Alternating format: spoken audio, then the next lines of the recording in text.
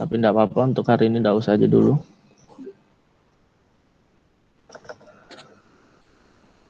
Terus sebenarnya saya tidak membatasi kalian, misalnya mau sambil makan, mau sambil minum selama perkuliahan juga enggak masalah gitu. Mau kalian kalau misalnya butuh ngopi ya silahkan, mau sambil makan juga silahkan. Yang penting kalian hadir di kelas ya sudahlah, tak masalah. Terus office hour saya itu ada di Senin sampai Jumat di jam 9 atau jam 3. Terus saya enggak terima SMS atau telepon, saya komunikasi hanya via Telegram untuk masalah perkuliahan. Dan kalau misalnya ada tugas atau apa nanti bisa dikirim di LMS atau di email, tergantung nanti tugasnya saya kasih untuk di email atau di LMS. Mungkin itu aja untuk perkuliahannya hari ini tuh.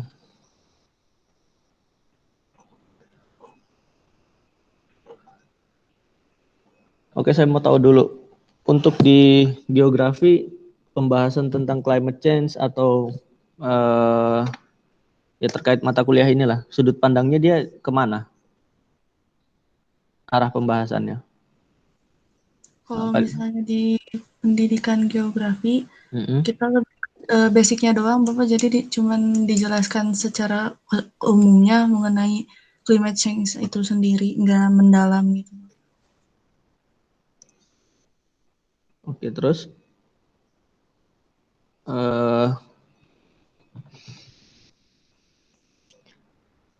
pembahasannya ke arah mana? Ada pernah tahu enggak atau teman-temannya yang sudah ngambil sebelumnya atau dari seniornya arah pembahasannya kemana? Apa sampai di simulasi atau sampai di perhitungan misalnya?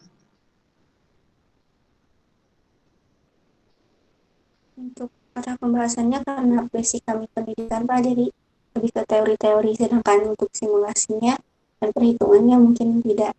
Tapi kalau untuk perencanaan wilayahnya, di perencanaan wilayah kami masih di teori juga, tapi saat kelasnya dibagi ke konsentrasi dan non konsentrasi, di kelas konsentrasi untuk pengembangan wilayah itu dibahas bagaimana cara memetakan satu wilayah. Jadi menggunakan GIS juga. Kalau di kelas yang terkonsentrasi, kalau di kelas yang non konsentrasi mungkin lebih ke arah analisis mengenai ini dampak lingkungannya. Oke.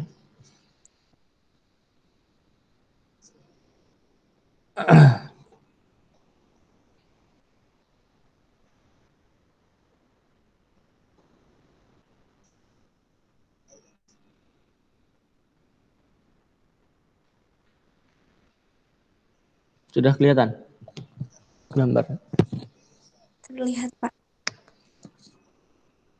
Oke, kemarin saya dikabari sama Bu Aya untuk melanjutkan perkuliahan terkait dengan sub perkuliahan itu tentang bencana klimatologi atau climatological disaster. Tapi di sini nantinya saya tidak akan hanya membahas untuk climatological disaster, tapi bisa juga ke disaster yang lain, misalnya hydrological disaster atau ke meteorological disaster. Dan juga nanti di beberapa pertemuan saya mengadakan kuliah tamu, dan untuk mahasiswa di program di mata kuliah ini saya wajibkan untuk hadir. Mungkin di sana lebih ke climate dan simulasi data satelit dan segala macam. Nah, kalau di sini disaster kan kita punya ada yang natural disaster, ada yang human made disaster. Nah, untuk yang disaster, natural disaster ya kita sudah tahu, kita punya misalnya ada banjir, longsor, ada erupsi, ada forest fire. Forest fire ini bisa man made, bisa juga dikategorikan natural disaster. Tapi lebih cenderung ke man made disaster. Terus ada typhoon misalnya atau cyclone. Terus ada tsunami, mungkin juga ada earthquake. Nah, yang bidang saya mungkin nanti ada di banjir. Di sini disaster, the occurrence of an extreme hazard event that impact vulnerable communities causing substantial damage, disruption, and possible casualties, and leaving the affected community unable to function normally without outside assistance. Jadi intinya disaster itu dampaknya yang paling utama itu ada di human-nya atau di komunitasnya, di community-nya. Nah, untuk kalau kita misalnya bicara tentang perencanaan, alangkah lebih baiknya jika kita tahu, misalnya kita mau mengerjakan suatu wilayah, kita tahu, kita analisa dulu kemungkinan atau ada bahaya atau ada resiko bencana apa di daerah tersebut. Jadi perencanaannya itu bisa menyesuaikan kondisi lingkungan atau kondisi alam di daerah tersebut. Misalnya, sebagai contoh, yang sering terjadi itu kalau misalnya teman-teman itu merencanakan zonasi wilayah. Nah, saya kurang tahu detail proses teman-teman dari tata kota untuk menentukan zonasi wilayah. Misalnya ada zonasi industri, ada zonasi pemukiman, ada ini. Apakah sampai sedetail kami di teknik sipil untuk mengecek kondisi alam di daerah tersebut? Karena banyak kejadian, saya tidak tahu untuk misalnya itu adalah fail planning atau kesalahan dari perencanaan atau bagaimana. Jadi ada penentuan-penentuan zonasi tertentu atau peruntukan wilayah tertentu itu yang sebetulnya bertolak belakang atau tidak sesuai dengan kondisi alamnya. Misalnya ada daerah yang misalnya dijadikan daerah pemukiman. Kalau secara mudah untuk menentukan daerah tangkapan air itu kan berdasarkan dari topografi yang rendah, itu berarti diasumsikan sebagai daerah tangkapan hujan dan segala macam. Padahal titik-titik tertentu dengan misalnya slope tertentu, kemiringan tertentu itu tidak bisa digunakan sebagai daerah pemukiman. Nah, kasus yang banyak terjadi terutama untuk di daerah Kalimantan, kita memiliki kondisi fisik tanah yang relatif sulit untuk ditebak. Ditebaknya dalam artian apa? Ketika tanahnya itu pada kondisi kering, itu tanahnya sangat keras, ternyata pada saat hujan itu rawan sekali untuk terjadi longsor pada slope tertentu. Jadi pada kemiringan tertentu dia sangat rawan untuk hujan. Nah, sedangkan di peta zonasi itu dimasukkan sebagai daerah pemukiman. Nah, hal-hal yang seperti itu yang biasanya menjadi masalah di kemudian hari. Jadi ada banyak manusia membangun rumah di daerah lereng tertentu, ternyata di situ rawan untuk longsor. Nah, yang lucunya lagi, izin untuk mendirikan bangunannya itu bisa keluar. Nah, itu yang jadi masalah di kemudian hari. Terus ini ada disaster classification. Jadi dari database itu ada banyak, ada 5, seingat saya itu ada man-made, terus meteorologi disaster, ada hidrologi disaster, ada, saya lupa nanti ada di bawah. Jadi intinya adalah kita harus mencari tahu dulu resiko bencana apa yang ada di satu wilayah sebelum kita melakukan perencanaan. Sehingga arah perencanaan kotanya atau arah perencanaan wilayahnya itu sesuai dengan kondisi di alamnya. Kalau misal gini, kalau di daerah kota kan kita punya ketentuan misalnya 30% untuk RTH. Nah, di mana kita meletakkan RTH-nya itu? Jangan sampai RTH yang penting 30%, tapi lokasi-lokasinya tidak sesuai, atau lokasi-lokasinya itu yang harusnya tidak di situ kita pasang RTH di situ. Nah, belum lagi kalau kita misalnya bicara zonasi di daerah misalnya daerah aliran sungai misalnya. Nah, daerah aliran sungai kita harus tahu, mungkin kalian sudah juga belajar sempadan misalnya, sempadannya berapa. Kalau misalnya banjir itu kita punya namanya kalau misalnya kita merencanakan tentang resiko banjir, kita punya namanya return period. Nah, return periodnya itu berapa? Kalau misalnya banjirnya sekian, return period 10 tahunan, 20 tahunan, atau 100 tahunan, itu maka jarak sempadannya akan semakin besar. Nah, apakah ada ketentuan seperti itu di teman-teman di perencanaan kota atau di geografi? Saya tidak tahu untuk sedetail apa bagaimana mensimulasikan misalnya untuk bencana banjir misalnya, atau misalnya untuk daerah dengan kemiringan tertentu yang lawan longsor itu seperti apa, atau misal daerah pantai misalnya di situ ada storm surge atau gelombang tinggi, atau misalnya daerah situ rawan tsunami atau tidak, yang hanya tercantum di peraturan pemerintah atau di undang-undang itu kan hanya mengatur sempadan jaraknya sekian gitu. Padahal kalau misalnya kita simulasikan dengan worst case atau dampak terburuk, bisa saja garis sempadan itu kurang gitu loh. Misalnya kalau dari daerah pantai misalnya diambil 100 meter dari garis pantai misalnya, jarak untuk misalnya mendirikan bangunan dan segala macam. Padahal di situ punya resiko daerah misalnya rawan tsunami atau rawan gelombang tinggi. Nah, jika terjadi gelombang tinggi pada periode ulang tertentu itu bisa melebihi 100 meter. Nah, kadang itu yang di situ yang luput atau miss pada proses perencanaan di peruntukan lahan misalnya. Ya, itu gambarannya saja sih untuk bagaimana kita membuat perencanaan wilayah itu disesuaikan juga dengan kondisi teknikalnya seperti apa, kondisi alamnya seperti apa.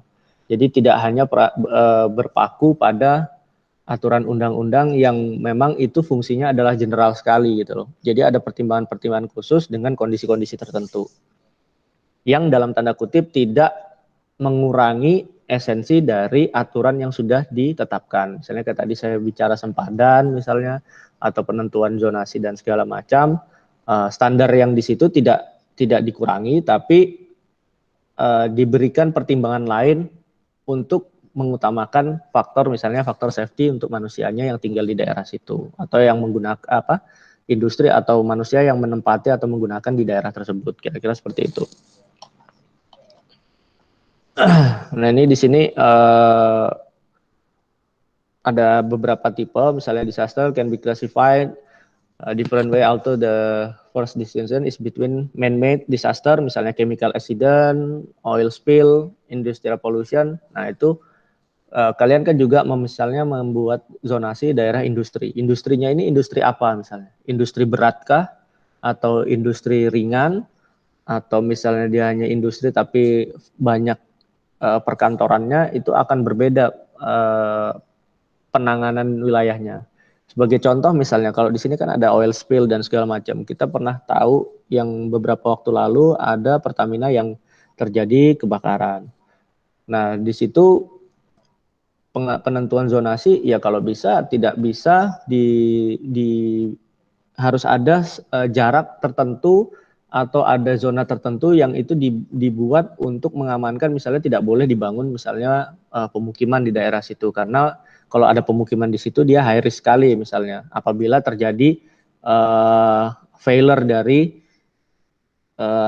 misalnya tangki Pertaminanya meledak atau industrinya ada masalah kebakaran dan segala macam, itu harus dipertimbangkan. Tapi biasanya pertimbangan-pertimbangan seperti itu jarang dimasukkan dalam perencanaan wilayah, karena ada yang sering luput atau hanya mengacu di standar aturan pemerintah tertentu misalnya.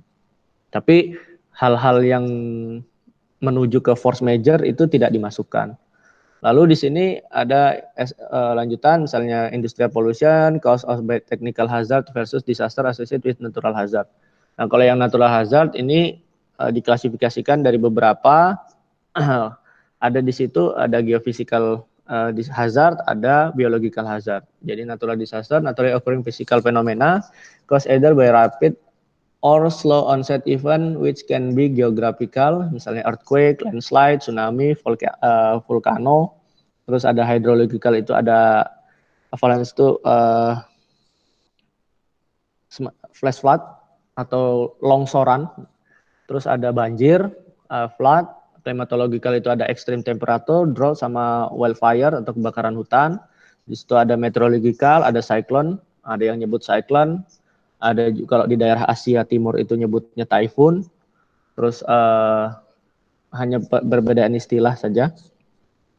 Terus ada storm atau wave surge, Terus yang terakhir ada biological disease epidemic, seperti sekarang ini kan kita lagi di pandemik di COVID-19, atau insect animal plague atau wabah binatang. Misalnya kayak kemarin sempat ada flu burung dan segala macam. Nah, di sini ada technological man-made hazard, complex emergency, conflict, famine, displaced population. Nah, displaced population itu yang biasanya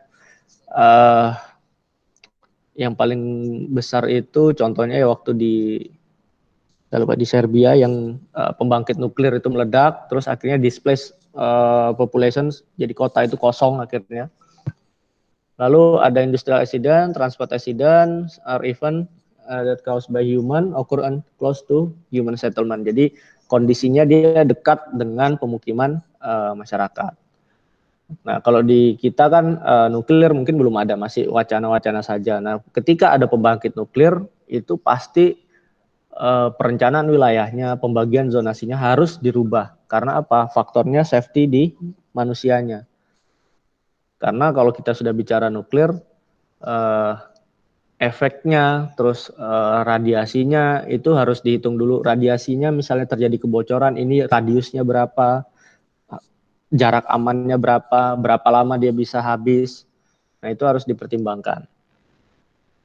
Nah, this include environmental degradation, pollution, accident, technology and man-made hazard, complex. Nah, ini yang tadi saya bilang ada displaced population, industrial accident, dan transport accident. Yang transport accident itu sebagai contoh misalnya kalau kita sekarang kan kita lagi membangun high speed train di Jakarta, bukan high speed sih, middle speed train di Jakarta ke Bandung. Nah itu zonasinya yang di sekitaran jalur kereta pasti harus dirubah. Ada sempadan baru di situ, jaraknya berapa, pengamanannya seperti apa. Nah itu pasti ada perubahan di tata ruang dan misalnya kalau dia masuk daerah kota, RTDRK-nya pasti akan berubah karena ada transport yang high risk seperti itu.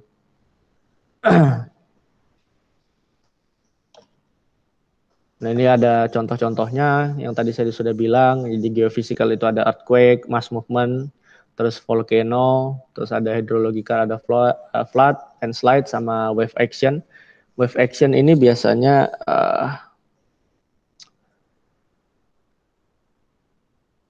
seperti apa ya, saya kasih contohnya nih. Kalau yang wave action itu bisa jadi typhoon, bisa jadi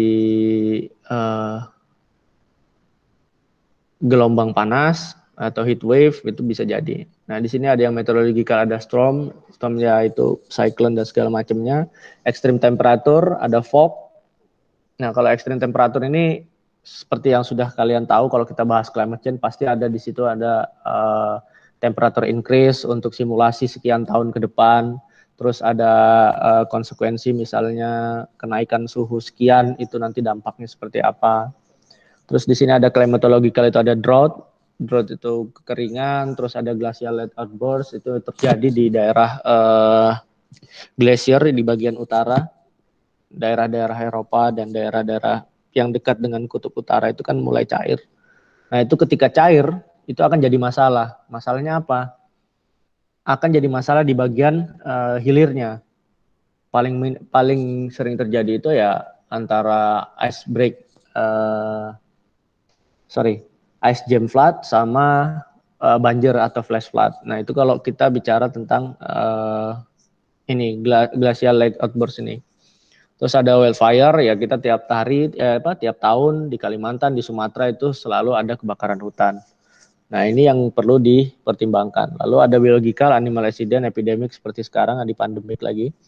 Terus insect infestation, terus ada extraterrestrial, ini ada impact, space weather, atau bisa jadi meteor dan segala macam, itu di extraterrestrial. Dan kita tidak terlalu membahas yang extraterrestrial karena terlalu jauh pembahasannya kalau ke sana. Kita batasi saja di 5 geofisikal, hidrological, meteorological, klimatologi, sama biologikal. Biologikal pun tidak banyak kita bahas nanti di sini. Nah, di sini ada summaries. Jadi ada beberapa misalnya kayak threat-nya itu ada burst fire, terus impact-nya dia di daerah situ apa, impact-nya misalnya agriculture, water, infrastruktur, terus ada health and well-being. Nah, konsekuensinya itu ada macam-macam di situ, ada loss of properties, ada loss of crop atau gagal panen dan segala macam. Terus ada ecosystem damage, terus ada jelas kalau misalnya bushfire kan, kebakaran hutan, ecosystem damage-nya luar biasa. Misalnya di situ ada hewan atau animal yang mati dan segala macam, terus habitat aslinya itu bisa hilang dan segala macam, terus ada cultural site-nya itu juga bisa rusak. Nah, itu yang perlu dipertimbangkan. Lalu ada drought di sini, kekeringan, terus konsekuensinya itu ya jelas kalau kita kekurangan air pasti hubungannya sama health problem. Karena misalnya kalau kita kekurangan air, sanitasinya pasti jelek, konsumsi untuk air untuk konsumsinya juga jelek, jadi pasti problemnya ke health problem. Terus ada ekonomi juga, ini kalau loss of livelihood atau kematian, terus decline agriculture yield, jadi kalau misalnya kekeringan ya kita tidak bisa nanam apa-apa, akhirnya kekurangan sumber pangan.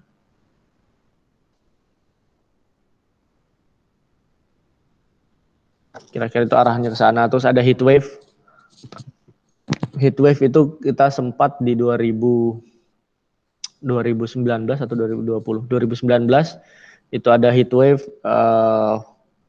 Nah, itu masih diteliti apakah memang karena climate change, karena masih banyak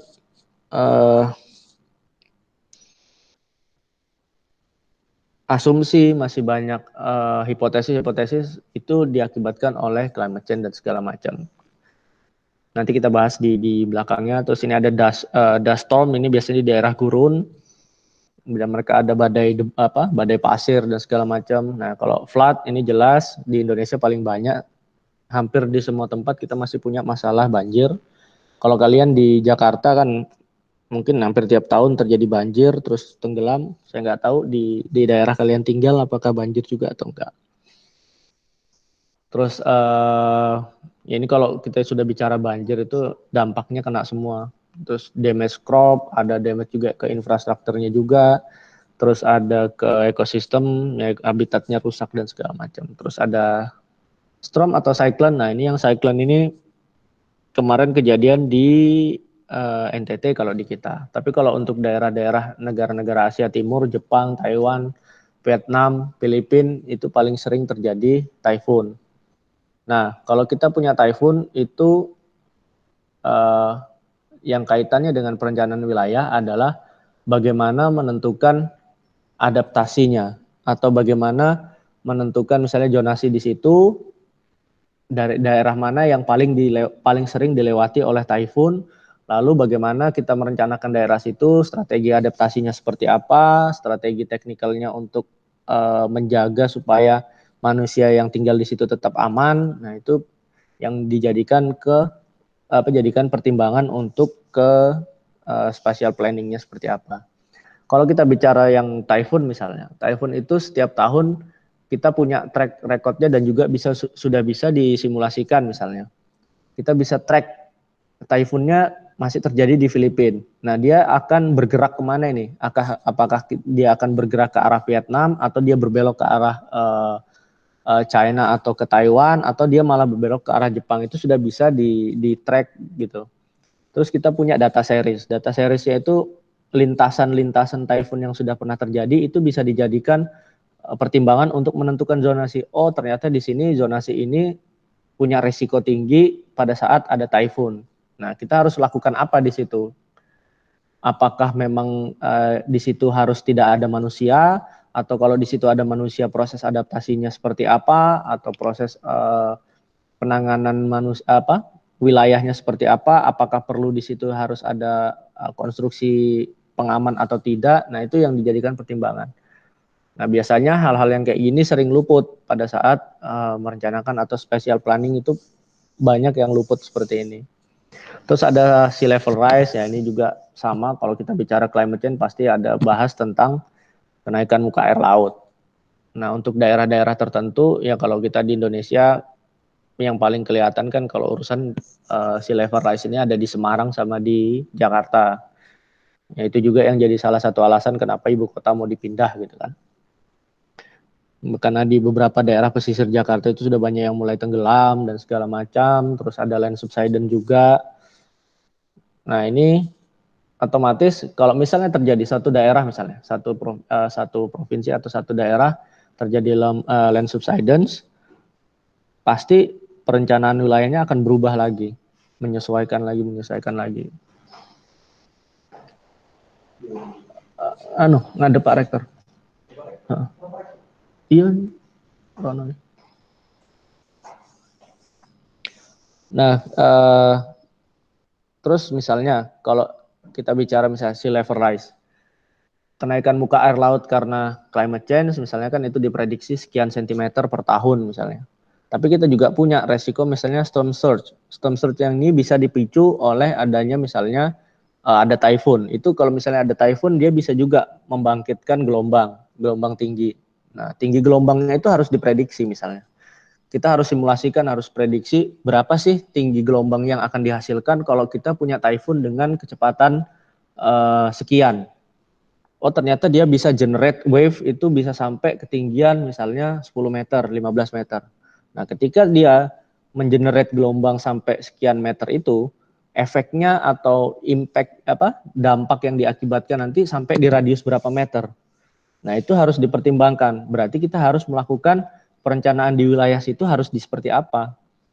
Apakah orangnya harus dipindahkan atau displacekan orangnya, atau kita harus membangun struktur tertentu, atau misalnya harus ada adaptasi dari manusia yang tinggal di situ. Nah itu harus dimasukkan dalam pertimbangan.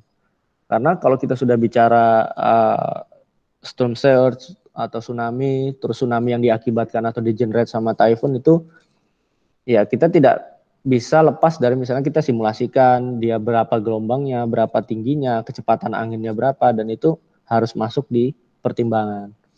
Terus ada marine heat wave, misalnya damage to marine ecosystem, terus impact of fisheries. Nah ini juga banyak. Kemarin saya barusan nonton saya lupa di National Geographic atau di Discovery Channel, itu di daerah Red Sea atau di Laut Merah. Itu di beberapa bagian pesisir pantainya atau misalnya radius berapa ratus meter dari bibir pantai itu sudah tidak ada ikannya di situ, karena di situ daerah industri, terus ada juga pengeboran minyak dan segala macam yang menyebabkan misalnya di situ ada peningkatan temperatur di air. Nah itu juga akhirnya mengakibatkan ikan yang tadinya ada di situ dia migrasi pindah gitu. Nah itu jadi masalah juga gitu kan. Nah ini hazard impacting urban poor in case studies cities. Ini jadi ada beberapa tempat, ini kayak earthquake. Di Dar es Salaam ini di mungkin daerah Timur Tengah, terus Jakarta, ada Sao Paulo di Brazil, ada Mexico City juga di Amerika Selatan. Jakarta semua hampir ada itu. Earthquake ada, windstorm ada, river flow ada, flood inundation, waterlogged juga masalahnya kompleks. Ya kita sudah, saya yang tidak tinggal di Jakarta, kalian yang tinggal di Jakarta pasti sudah tahu banjir iya, masalah drainage sistemnya juga iya. Nah itu kan jadi masalah kalau misalnya kita bicara di perencanaan wilayah. Kita harus menentukan drainage areanya itu di mana, jaringan drainasenya seperti apa, terus misalnya kalau itu dibangun misalnya yang lagi sempat rame itu misalnya kita lakukan normalisasi, yang awalnya itu sungainya hanya lebar 5 meter dilebarkan jadi 20 meter, sempadannya berubah lagi. Nah itu harus disesuaikan semua. Terus ada drought, di situ juga ada kekeringan, kalau Jakarta mungkin kurang. Terus ada volcano sama juga, landslide, mungkin juga enggak di tempat kalian. Tapi kalau di tempat kami di Kalimantan, landslide ini hampir terjadi ya setelah 1 bulan atau dalam 1 bulan itu lebih dari sekali atau 2 kali dari beberapa titik. Terus ada storm surge, itu juga, nah ini yang di Jakarta, pantai utaranya Jakarta, terus ekstrim temperatur. Nah, itu nanti kita bicara tentang urban heat island.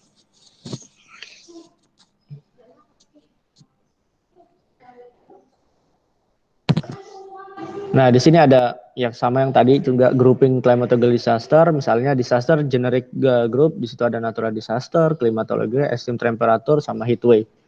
Nah, kalau kita bicaranya yang climatological, misalnya di situ ada wildfire, terus ada drought di situ sub disasternya itu ada drought, ada forest fire, ada land fire, grass, scrub brush segala macam, kebakaran hutan, kebakaran lahan,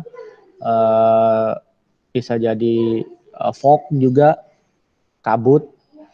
Terus ada di extreme temperature kita punya heat wave, ada cold wave, extreme winter condition. Nah, kemarin juga saya sempat ketika saya di Taiwan tahun 2017 pertama datang ke sana, itu winternya itu dimulai sekitar bulan akhir Desember dan awal Januari.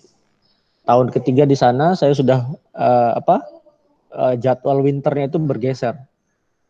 Kita baru ngerasain low temperature itu di bulan Februari menuju ke Maret. Jadi, nah itu perlu kita cek apakah dia memang ada periodik yang seperti itu atau ada dampak dari misalnya kalau memang terjadi climate change, apakah itu memang dampak dari sana atau memang itu secara time series itu adalah suatu hal yang periodik dia bergeser gitu. Terus disaster sub-type-nya itu ada frost, terus ada snow pressure, terus icing, freezing rain, debris avalanche ini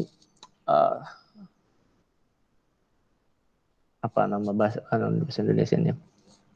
Jadi kalau kita punya sungai, terus ada lahar dingin paling mudahnya itu. Jadi ada banjir lahar dingin itu ada debris avalanche. Itu kira-kira seperti itu. Jadi resiko yang kenapa kita harus tahu disasternya apa, yang kita butuhkan itu adalah resikonya. Faktor resikonya, terus nanti dari resiko itu kita bisa tahu penanganannya seperti apa, terus apa yang harus kita lakukan di saat perencanaan wilayah. Nah, di sini ada distribution of disaster. Kalau kita lihat di sini meteorological itu menempati tempat yang paling besar sama hidrological. Jadi ada sekitar 7.600-an disaster dan itu dominate sama flood dan hurricanes. Yaitu ada hurricane, typhoon, cyclone sama aja itu hanya beda nama. Kalau di Indonesia itu biasanya disebut cyclone, badai cyclone. Kalau di daerah US itu biasanya menyebutnya hurricane, tapi kalau daerah Asia Timur, Jepang, Taiwan, China, Vietnam sampai ke Filipina itu nyebutnya typhoon. Itu sama aja sebenarnya. Terus ada juga extreme temperature. Nah, ini juga di 2019 itu sempat di beberapa daerah ada yang kena gelombang panas, ada juga yang kena gelombang dingin. Yang misalnya kena gelombang panas itu suhunya naik drastis, misalnya sampai di 40 sekian derajat, misalnya 48 atau bahkan ada yang 50 derajat di beberapa titik. Nah, yang kena cold extreme temperature itu turun bisa sampai minus sekian, sampai minus 10, minus 20, bahkan sampai minus 50. Nah, itu kan juga perlu dijadikan pertimbangan.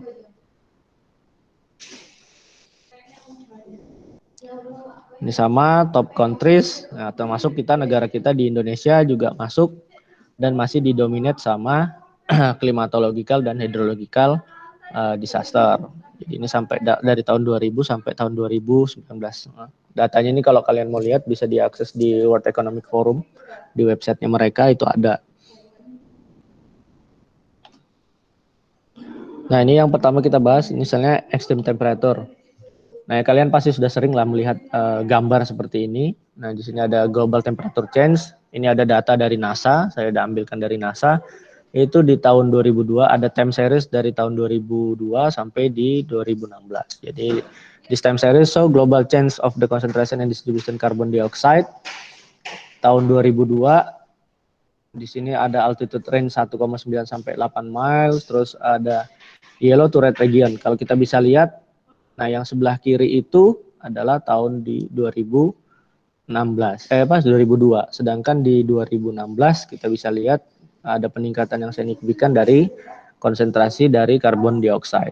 Nah, indikatornya apa? Kalau misalnya CO2-nya naik, berarti di situ ada apa? greenhouse gases kan permasalahannya. Jadi ada peningkatan temperatur di permukaan tanah.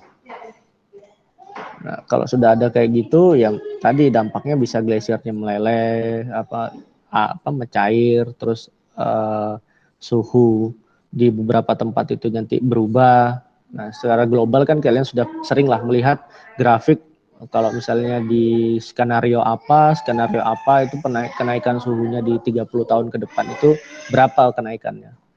Nah, programnya United Nations sekarang kan adalah menahan sampai di kenaikan temperatur 1,5 kalau nggak salah. 1,5 untuk global temperatur, tapi kalau kita bicara lokal temperatur beda lagi. Nah, di sini ada urban heat island. Itu occur when city replace natural land cover with that concentration of pavement building and other surface that absorb and retain heat. Jadi the effect of increased energy cost, for example, jadi ada for air conditioning, air pollution level, ada heat related illness and mortality atau kematian. Jadi kalau contohnya gini aja, kalian tinggal di Jakarta, nah suhu di daerah Jakarta sama di daerah suburbannya itu kan pasti ada perbedaan. Nah, disitulah yang terjadi ada urban heat island atau kenaikan suhu di perkotaannya. Ya, tadi kan macam-macam, ada misalnya di situ ada daerah industri, terus panasnya panas yang keluar dari mesin industri, terus ada panas yang tidak bisa keluar karena ada misalnya cloud akibat polusi di daerah tersebut. Jadi panasnya tidak bisa keluar. Nah, itu menaikkan suhu di daerah pusat kota terutama. Nah, ini harus diatur bagaimana misalnya, makanya ada kewajiban misalnya RTH itu sekitar 30% misalnya. Itu fungsinya untuk apa? Menurunkan temperatur yang ada di daerah yang terjadi urban heat island tadi.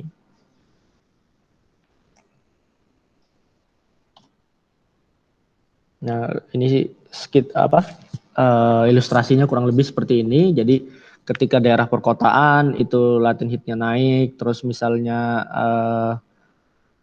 daerah-daerah yang mengabsorb panas itu berkurang. Misalnya kalau kita bicara aspal, temperatur lingkungan sama temperatur aspal itu selisihnya bisa sampai 5 sampai 10 derajat.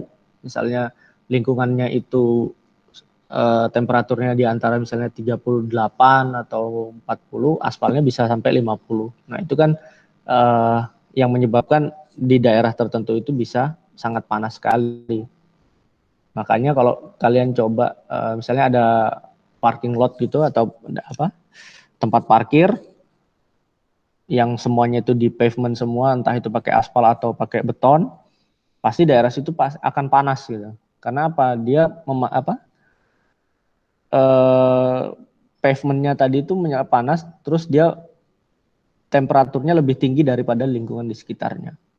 Beda sama misalnya daerah rural atau daerah suburbannya yang masih ada vegetasinya masih bagus, ruang terbukanya juga masih banyak, itu akan beda. Nah, itu di sebelah kiri ada misalnya ini lab afternoon temperature, ini pakai Fahrenheit, nanti kalian konversikan sendiri aja. Ini hanya skematik saja, misalnya daerah rural sama suburban itu masih rendah, begitu masuk ke pusat kota dia naik, nanti di daerah suburban lagi dia turun lagi, karena ada faktor misalnya vegetasi yang masih bagus di daerah desa atau daerah suburban. Nah, ini global temperature-nya, yang tadi carbon dioxide-nya, yang ini ada temperatur. Di sini dark red indicate the area warmer than average. Nah, kalau kita bisa lihat di tahun 1984 masih relatif banyak yang biru. Nah, yang terjadi signifikan itu di daerah Asia, terutama di daerah China. Karena apa? Di akhir-akhir tahun 2010 ke atas kan industrinya Cina lagi maju-majunya. Nah, di sana akhirnya terjadi kenaikan temperatur yang cukup signifikan. Ya, terutama misalnya tadi ada banyak spot-spot tertentu yang terjadi misalnya urban heat island dan segala macam.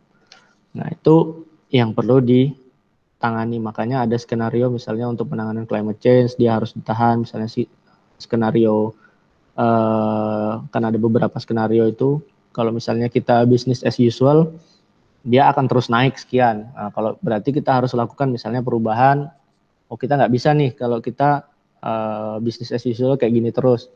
Oh, coba misalnya pakai clean energy untuk reduce CO2 concentration-nya dikurangin misalnya. Nah, itu untuk apa? Maksudnya untuk menurunkan global temperatur tadi. Harapannya seperti itu. Cuma kan implementasi untuk berpindah dari renewable energy, terutama dari fossil fuels ke renewable energy kan tidak mudah dan tidak murah gitu.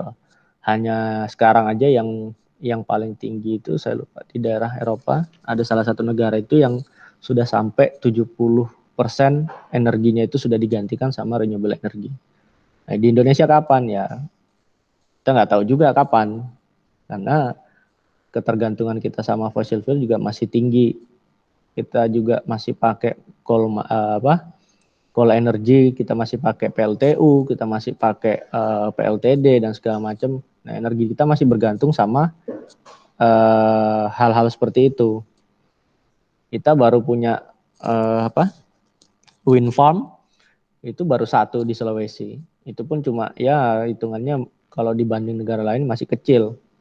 Padahal kita punya lokasi-lokasi tertentu yang bagus di pinggir pantai yang punya wave-nya itu besar, terus wind speed-nya itu tinggi, yang bisa dijadikan wind farm di sana. Nah, di sini ada cold wave, extreme temperature, tapi yang cold wave, ini bukan cuma cold wave, tapi ada heat wave juga. Nah, itu ada namanya, nah kalau kita lihat itu ada polar vortex. Nah, ini kalau mau tahu lebih lanjut tentang polar vortex ini, biasanya teman-teman yang belajar di meteorologi. Mungkin di geografi ada sedikit disinggung seperti ini. Nah, ini sempat terjadi di 2019 kalau nggak salah kemarin. Itu di beberapa negara Eropa itu terjadi kenaikan temperatur, ada juga yang temperaturnya turun.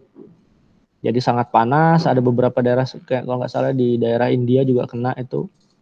Sampai ada yang aspalnya meleleh dan segala macam. Nah, itu masuk di polar vortex.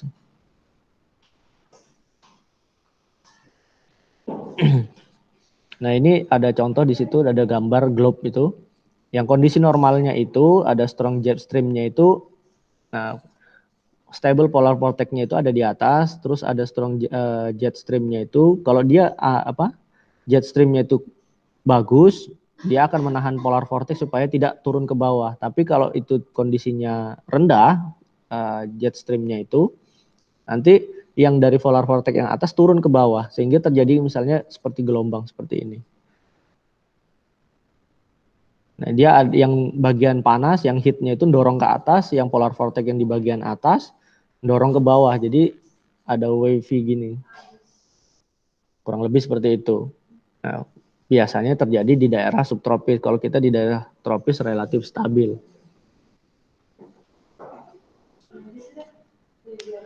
Nah, di sini cold wave effect, impact-nya itu ada decrease temperatur misalnya. Terus di sini increase the use carbon of heating purpose. Jadi kalau misalnya suhu dinginnya ekstrim turun, otomatis kan manusia tidak bisa hidup dengan seperti itu. Akhirnya dia melakukan adaptasi. Adaptasi misalnya ya pakai pemanas ruangan dan segala macam untuk menyesuaikan temperatur sesuai dengan tubuhnya. Nah, kalau kita pakai pemanas, heater, otomatis ada karbon yang dipakai. Kita pakai energi, pakai listrik dan segala macam. Nah, itu jadi meningkat lagi. Terus cold wave can cause death, injury to livestock and wildlife. Ya ketika suhu temperatur turun ya jelas habis itu bisa mematikan karena manusia kan tidak bisa sampai misalnya suhunya terlalu ekstrim turunnya.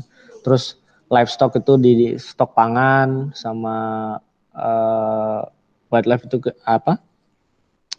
habitat alam dan segala macam kan hewannya juga tidak bisa menyesuaikan, terutama hewan-hewan yang misalnya yang berdarah dingin seperti ular, kadal, itu kan tidak bisa tidak bisa menghangatkan dirinya sendiri. Dia mengikuti suhu temperatur di temperatur lingkungan. Jadi kalau suhunya turun, otomatis suhu tubuhnya ikut turun. Nah, itu yang bisa biasanya membuat hewan-hewan seperti itu mati.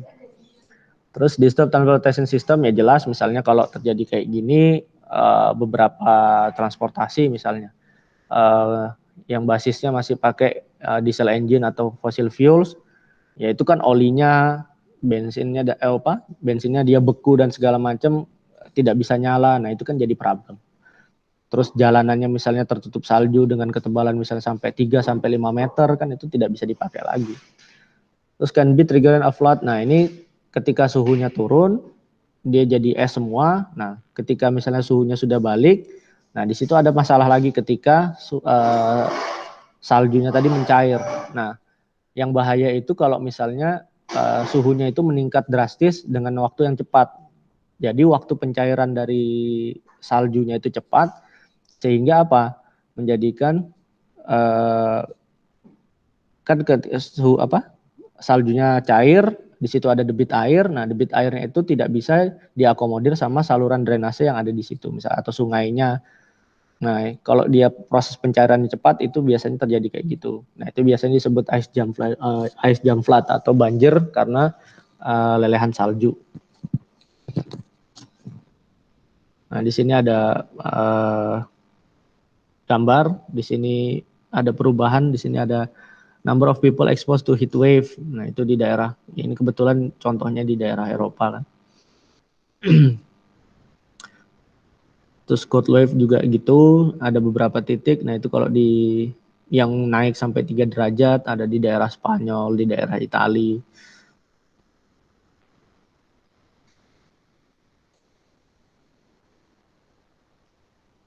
Nah, kalau ini kita bicara tentang kekeringan. Nah, kalau kita bicara tentang kekeringan itu juga terkait sama proses perubahan iklim. Perubahan iklimnya apa? Dia bergeser atau enggak waktunya. Sebagai contoh aja kalau kita bicara misalnya tentang kekeringan, di Indonesia kita punya 2 musim, bulan ini sampai bulan ini. Nah, musim seperti itu tidak berlaku untuk di daerah yang dekat dengan ekuator. Jadi untuk daerah seperti di Balikpapan, di Makassar yang dekat dengan ekuator itu relatif biasanya di bagian ekuator itu banyak cloud. Jadi banyak awan yang berada di sekitaran ekuator. Jadi aturan musim penghujan sama musim kemarau di Indonesia itu tidak berlaku di tempat kami gitu. Bisa saja misalnya di Jawa, di daerah Jawa itu kekeringan, di tempat kita itu sebulan bisa tidak hujan sama sekali gitu. Jadi itu aturan tidak berlaku untuk daerah yang dekat dengan ekuator. Terus consider drought vary from region to region. Terus belum lagi kalau kita misalnya bicara local climate. Kalau tadi kan kita general misalnya climate change itu bicaranya global climate. Kalau kita bicara local climate nanti akan beda lagi. Contoh saja misalnya hujan. Di daerah sini hujan, dalam satu kota kita bergeser ke daerah lain di satu kota itu ternyata tidak hujan. Nah, itu local climate itu juga beda. Terus developing nation are particularly vulnerable. Nah, daerah negara berkembang vulnerable to impact climate change including the drought misalnya. Di sini dikatakan 80% itu akan induce economic damage loss of suffered by developing nation tahun 2005 sampai di 2015. Yaitu terutama di stok pangan, terus lahan pertanian, perikanan itu terdampak semua. Termasuk negara kita yang sekadang lucu juga.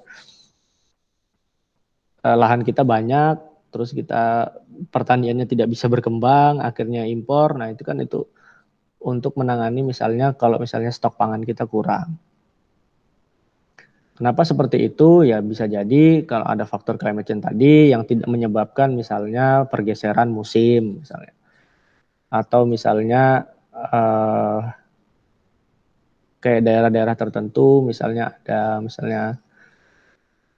banjir dan segala macam, sawahnya jadi rusak dan segala macam.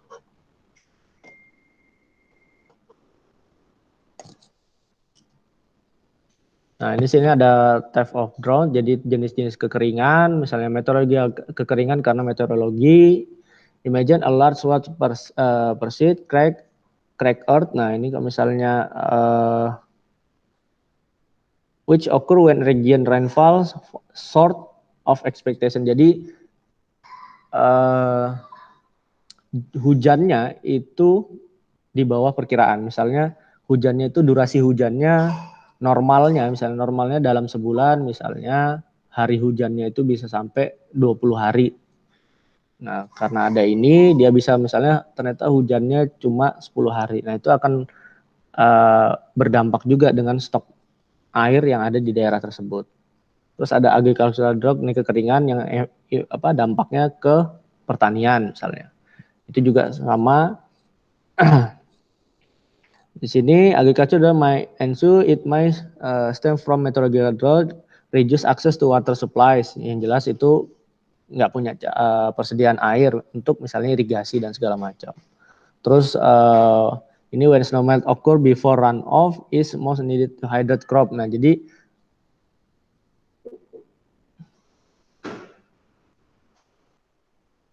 ada snow melting, tapi dia belum waktunya untuk mengairi sawah.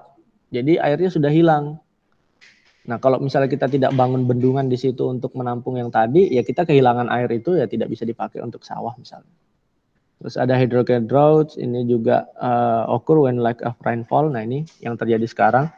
Kalau kita lihat patternnya, jadi rainfall pattern di sebagai contoh kita misalnya ambil di Indonesia aja, itu aja banyak berubah di beberapa tahun, atau kalau kita plot time series-nya itu pattern rainfall-nya akan berubah dan cenderung untuk decrease di beberapa daerah dan juga naik di beberapa daerah. Nah, itu berarti ada perubahan pola hujan yang terjadi. Nah, itu kita harus tahu. Karena misalnya kita mau membuat perencanaan zonasi wilayah misalnya, lahan pertanian, ternyata ada kasus seperti ini. Di situ terjadi misalnya decrease, pola hujannya dia turun. Nah, berarti kita ekspektasinya seperti apa? Apakah kita perlu memindahkan atau mengalihfungsikan di situ, kan kita harus pertimbangkan hal-hal kayak gitu. Terus di sini ada water reservoir streamnya, terus ground supplies-nya seperti apa. Nah, kalau hujannya turun, otomatis groundwater supplies-nya juga turun. Di reservoir juga turun, di waduk itu juga turun. Di danau, di sungai, stok airnya juga turun karena nggak ada recharge dari hujan. Nah, ini jadi masalah nanti. Nah, kalau kalian mungkin di geografi sudah sering ngelihat gambar ini. Nah, kenapa terjadi kekeringan? Itu berarti ada masalah di dalam siklus hidrologi ini. Masalahnya apa biasanya? Adalah recharge time-nya. Recharge time-nya tidak seimbang dengan penggunaan airnya, atau demand-nya tinggi, tapi proses recharge-nya itu tidak seimbang dengan demand airnya. Jadi ada gap time yang di situ yang menyebabkan proses recharge misalnya proses recharge itu belum 100%, tapi airnya sudah digunakan lagi. Nah, jadi tidak cukup stok airnya. Nah, itu yang harus diatur. Nah, kalau kita mau bicara yang seperti ini, ada namanya Integrated Water Resource Management. Itu adalah berusaha untuk menstabilkan antara misalnya recharge-nya berapa, demand-nya berapa. Kalau kita harus menjaga demand itu, jaga recharge-nya seperti apa, apakah dibutuhkan struktur misalnya bendungan atau konservasi lahan dan segala macam, itu harus bicaranya satu kesatuan. Nah, kita bahas lebih detail ini itu di Integrated Water Resource Management biasanya. Itu mulai dari disasternya yang terkait dengan hujan ya, maksudnya dengan rainfall, stok airnya seperti apa, demand-nya seperti apa, infrastruktur untuk penyediaan airnya seperti apa, kondisi lahannya seperti apa. Nah, itu dievaluasi semuanya. Kalau secara logika kan jumlah air di dunia kan itu tetap. Tapi kenapa ada kekeringan? Yaitu kekeringan itu terjadi karena ada gap tadi sebenarnya. Bukan jumlah air yang berkurang, tapi gap recharge-nya tadi. Nah, jumlah gap tadi itu menyebabkan gap yang di recharge prosesnya tadi itu berubah, otomatis stok airnya misalnya stok air fresh waternya misalnya sekian persen, salt waternya sekian persen, tapi ada proses evaporasi, kalau dia jadi hujan, kalau misalnya terjadi perubahan iklim dan segala macam, itu temperaturnya berubah, otomatis nanti kapasitas untuk evaporasinya berkurang, dan proses juga untuk jadi hujannya juga berubah. Nah, itu akan merubah semuanya. Jadi ini pembahasannya harus satu kesatuan. Kira-kira seperti itu. Oke. Pembahasannya sampai di sini dulu untuk hari ini. Karena ini sudah jam 11:30. Waktu di Balikpapan, ntar lagi kita mau Jumatan. Ada yang mau ditanyakan sampai sini? Ada Pak. Ya, silakan. Ingin bertanya. Ini tertarik di bagian yang kenaikan muka air laut atau sea level rise. Ini juga mempelajari bahwa terjadi perubahan garis pantai itu salah satunya akibat naik muka air laut. Iya, betul. Daerah yang terancam akibat peristiwa ini adalah daerah-daerah atau pemukiman yang berada di pesisir, sehingga diperlukan penataan gitu Pak. Jadi untuk kasusnya di Indonesia sendiri, adakah pemukiman di pesisir atau kota pesisir yang sudah memiliki sistem tata kota yang bagus terkait menanggapi masalah sea level rise ini dan perubahan garis pantai itu sendiri? Kalau di Indonesia biasanya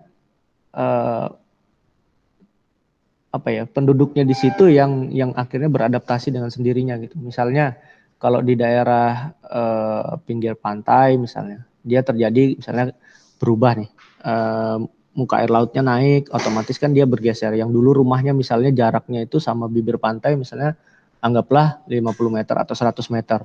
Sekarang bergeser semakin dekat atau bahkan sudah masuk ke daerah pemukiman mereka. Nah, biasanya kalau sempat saya lihat itu yang di Jakarta, mereka adaptasinya dengan ya naikkan level rumahnya, maksudnya tinggi rumahnya itu dinaikkan misalnya. Tapi untuk yang secara terstruktur ada perencanaannya, kayaknya belum ada deh. Sedangkan yang Jakarta yang dalam tanda kutip itu capital city-nya kita aja belum ada. Paling dia cuma pakai seawall. Seawall pun ada dampak negatifnya juga. Kalau kita pernah bicara tentang seawall itu, di Jepang itu malah jadi bumerang. Pernah terjadi, jadi ada daerah pantai karena ada kenaikan muka air laut dan ada tsunami dan segala macam, dia bangun seawall yang besar. Ketika kita mau bangun seawall misalnya, itu kan kita pakai simulasi. Diprediksi nanti tsunami-nya ini atau ketinggian gelombangnya ini akan terjadi di ketinggian misalnya 5 meter. Ternyata pada suatu ketika lebih dari 5 meter, misalnya terjadi 8 meter. Berarti kan tetap banjir. Nah, karena seawall itu menutup akses air yang lewat dari daratan menuju ke laut, akhirnya terjadi air yang masuk ke dalam daerah yang diamankan oleh seawall tadi malah di dalam situ banjir, yang akhirnya malah banyak membunuh orang gitu loh. Nah, jadi kalau kita bicara tentang kalau di Jakarta untuk menanganin sea level rise itu pakai seawall, belum tentu efektif juga kalau misalnya daerah situ bisa terjadi misalnya tsunami atau storm surge gitu, gelombang tinggi. Kalau misalnya daerah pantai itu tidak memiliki potensi untuk terjadi tsunami atau gelombang tinggi, mungkin seawall itu bisa cukup efektif. Seawall itu biasanya dibangun karena untuk memindahkan pemukiman yang di pinggir pantai itu terlalu banyak, kosnya terlalu besar, akhirnya salah satu rekayasanya dipakaikan seawall. Tapi kalau memungkinkan untuk misalnya beradaptasi, terus lakukan relokasi, dimigrasi orangnya, itu akan lebih bagus sebenarnya. Atau ya pemindahan orang lah misalnya. Tapi kan itu memindahkan orang, terus mengedukasi masyarakat supaya dia bisa adaptasi dengan kondisi lingkungannya seperti itu kan bukan hal yang mudah gitu. Salah satu alternatif biasanya kalau kami di technical itu ya bangunnya itu adalah seawall atau misalnya pakai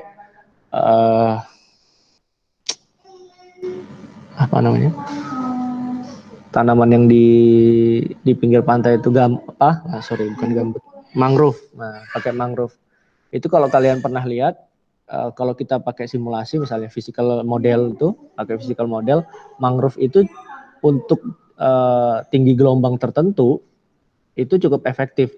Dia menghantam pakai ditahan pakai mangrove. Dia bisa menstabilkan gelombang yang terjadi di pantai gitu. Tapi kalau untuk kita bicaranya tsunami itu kan sudah bicaranya tinggi gelombangnya itu di atas 5 meter atau di atas 10 meter. Ya kalau pakai mangrove aja nggak ada gunanya gitu. Harus ada hal yang lain. Nah, arahnya kalau sudah seperti itu, misalnya warning system. Nah, kalau kan warning system nanti masyarakatnya diedukasi dulu, responnya seperti apa kalau ada warning system, terus mitigasinya seperti apa, emergency plan-nya seperti apa, misalnya di daerah situ. Nah, itu harus dilakukan semua gitu loh. Kalau percuma ada device misalnya, early warning-nya ada, device-nya ada, tapi masyarakatnya belum bisa merespon emergency ini. Percuma, nggak ada gunanya juga gitu loh.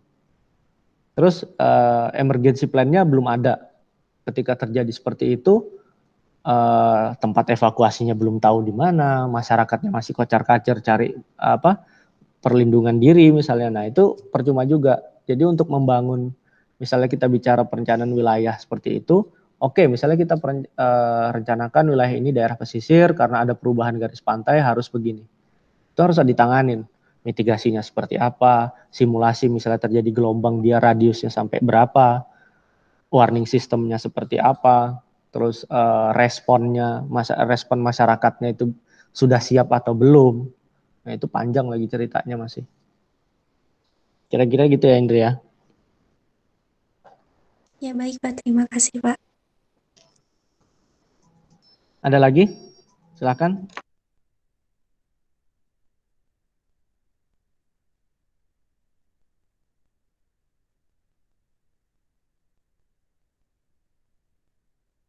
Kalau dari Indri sudah cukup Pak.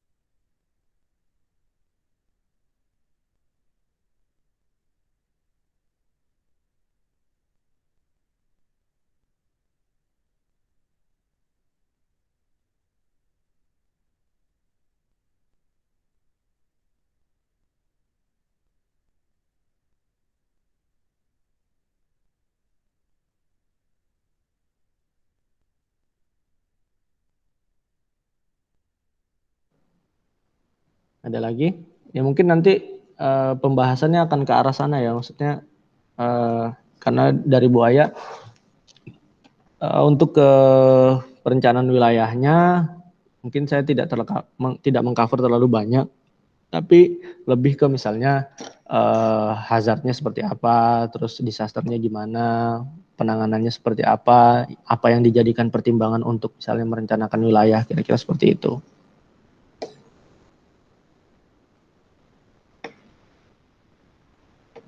Kalau nggak ada, bisa kita cukupkan perkuliahan hari ini. Saya kasih, sudah absen semua belum? Kalau di LMS belum Pak. Coba dibuka dulu LMS-nya, bisa diakses nggak untuk absennya?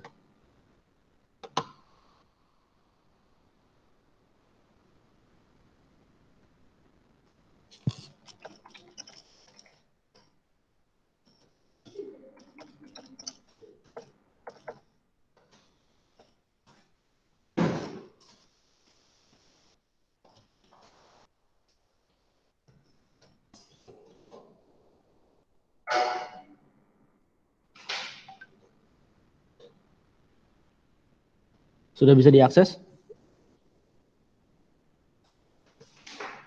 Masih memuat Pak.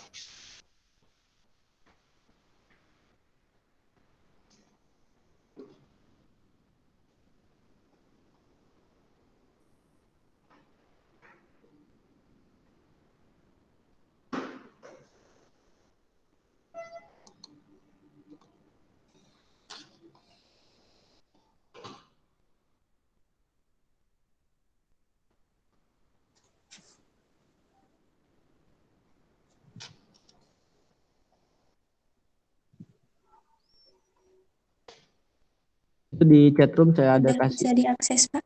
Oh ya, itu di chatroom ada saya kasih juga link untuk Google Form untuk backup aja sih. Kalau misalnya ada trouble di LMS.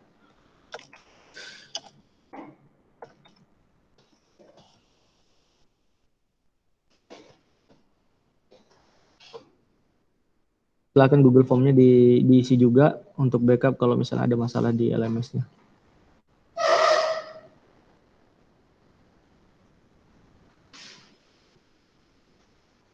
Oke, untuk materi hari ini nanti saya akan upload. Kurang lebihnya saya mohon maaf. Kalau yang mau meninggalkan room, saya persilahkan.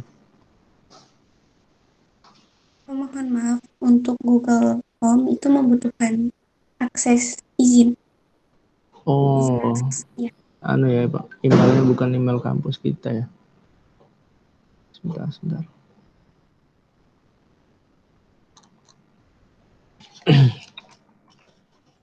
Ntar saya buka dulu aksesnya.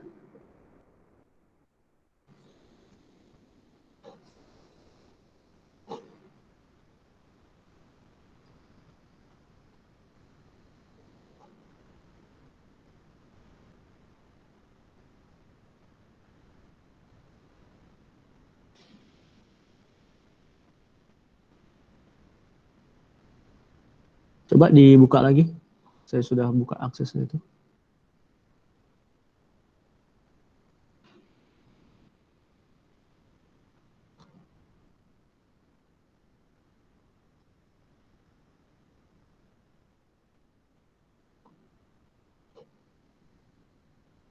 Sudah bisa?